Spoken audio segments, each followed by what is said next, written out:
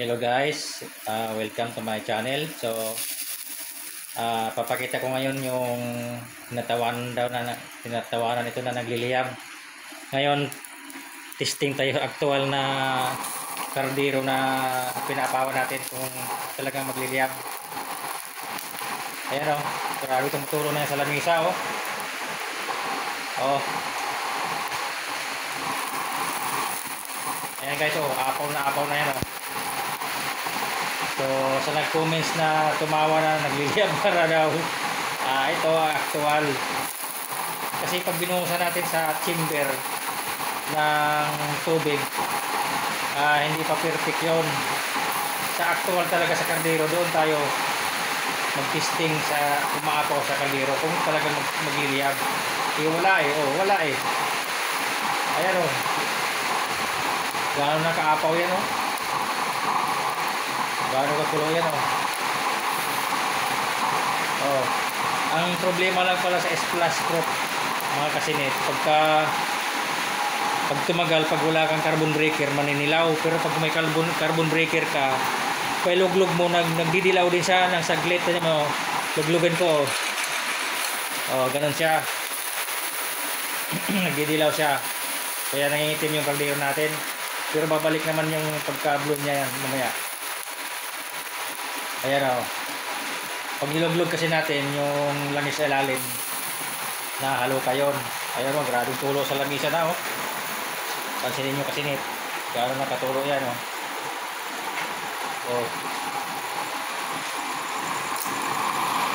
Gano'n kalakas yung tulo niya. Wala mo lang liyab o. So effective yung splash proof natin. Ayan o, grabe na kanina pa umapaw yan.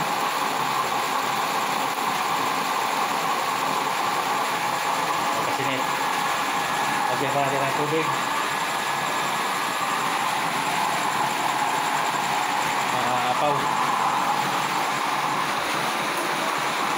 So yung design natin kasi net, iba na naman. Yung design natin para lumaki yung tangke nandito sa gilid o. Nandito nilagay ko yung tangke sa gilid o. Para lumaki yung tangke. Hindi dito yung karamihan kasi nilagay natin dito eh. Ngayon nasa gilid. Ayan o, pansinin nyo kasi net. Ang haba ito eh. So nakaabang din ito sa auto shut off. Hindi pa tapos. Nandiyan na yung airbox niya oh. Nandoon na yung abang sa auto shut off, hindi pa nagawa. So ang haba yung tangke niya oh. Ganyan yung disenyo natin ngayon.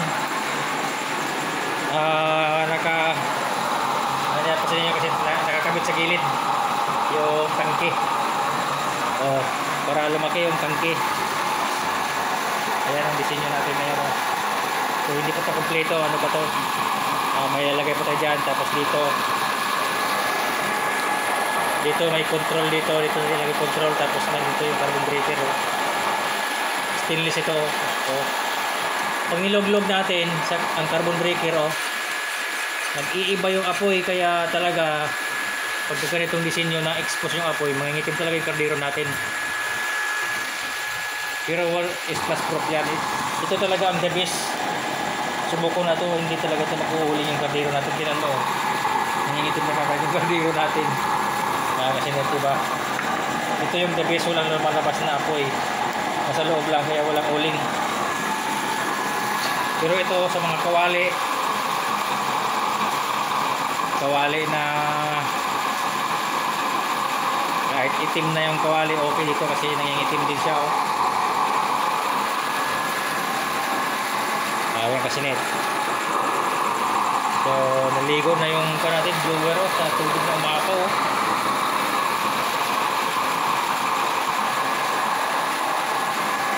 Ayan yung apoy niya. Yung apoy niya oh. Kasi net, papawin natin ulit. Kasi yung actual ayan o, pag niluglog natin sa carbon breaker aalsa yung dilaw o tumulo din. yan kasi nito. Tingnan mo yung apaw niya, no. Wala yung liya. Grabe na yan sa lamisa, oh. Tumutulo na, oh. Basang basa, oh. Oh. Oh. Grabe yan, oh. Grabe tulo, oh. Oh. Walang liyab.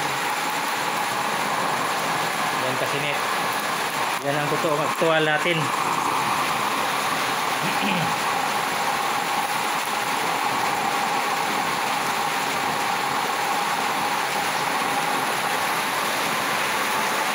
Yan, oh.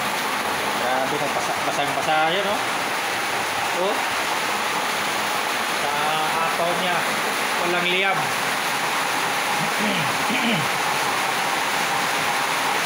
Kasi net. Grabe tulo na yan, oh. Grabe tulo yan.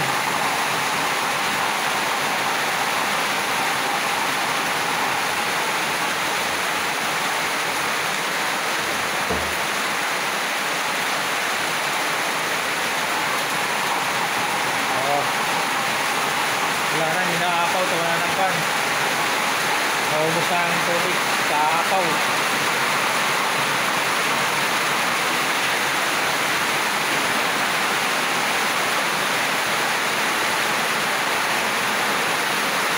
Ibang klase yung apoy kasi net sa Splash Prop. Parang uri, parang kwan, purple. Parang purple yung apoy niya, oh. Ganda, parang purple. Tapos yung tulo, wala hindi apaw.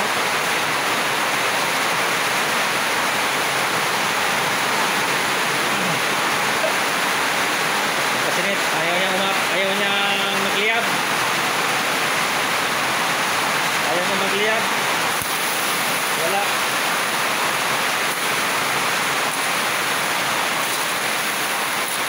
Wala, ayaw magliyab. Oh. Ayaw. Yan, oh. Oh, naligo na tayo. Oh, yan ang ano nyo tayong apoy, oh. Oh.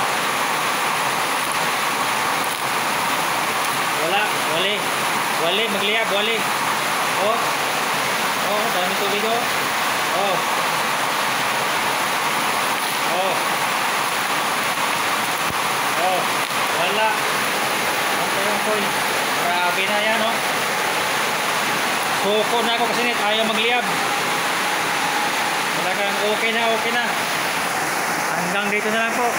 Shout out muna kay Brother Hardis, kay Sir SDB, kay Mixwork. Thank you, and God bless ating lahat.